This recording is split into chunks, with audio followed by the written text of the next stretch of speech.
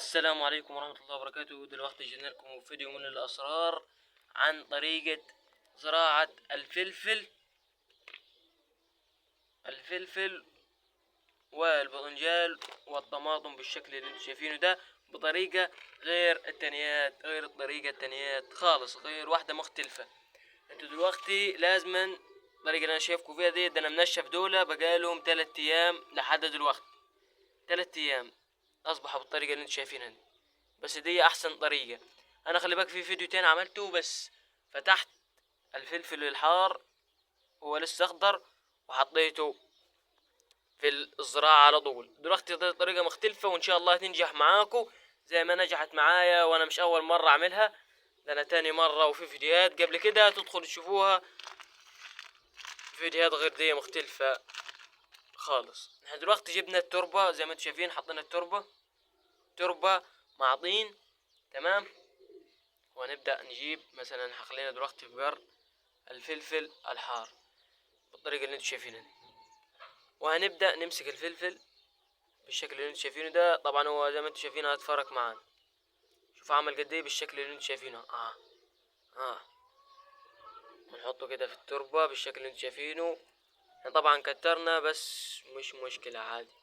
كل ده يعمل شتلات، وبعد كده تبدأ تنقل الشتلات من هنا وهنا لحد ما تحطهم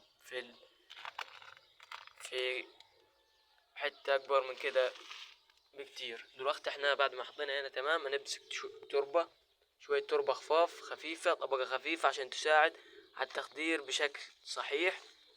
تربة خفيفة، طبقة خفيفة من التربة، وتبدأ تعدل التربة كده، تبدأ تظبط التربة بالشكل اللي انت شايفه ده كده. بعد ما كملنا تمام، هنبدأ بقى نجيب المية بالشكل اللي انت شايفينه ده. نبدأ نبلهم بس بطريقة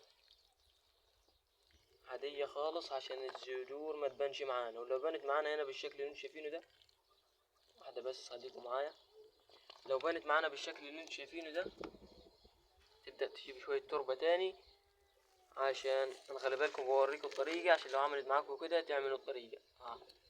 تبدأ تبلهم بس بشكل بطيء عشان ما يطلعوش تاني بالشكل اللي انتم شايفينه.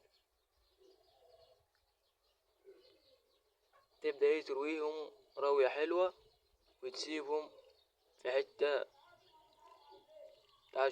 حتة تكون هاوية شوية علشان يساعد على النمو التخدير ان شاء الله. وان شاء الله في فيديوهات تانية اعرفكم تزرعوا ازاي الباذنجان بالطريقة اللي انتم شايفينها دي. اهم حاجة تبدأ انت من دلوقتي تنشف اي حاجة انت عاوز تزرعها. كل حاجة انا خلي بالك ببدأ انشفها. ده بذر برتقان برضو مطلعه، بس بقاله ساعتين مش كتير بالشكل اللي انت شايفينه. ولازم الكيس يبقى مخروم بشكل طبيعي عشان يطرد المية بالشكل اللي انتم شايفينه. هنا بدأ يطرد المية بالشكل الطبيعي اللي انتم شايفينه. اهم حاجة دي عشان يطرد المية الزايدة بشكل طبيعي، ما يطردش عفن جدا.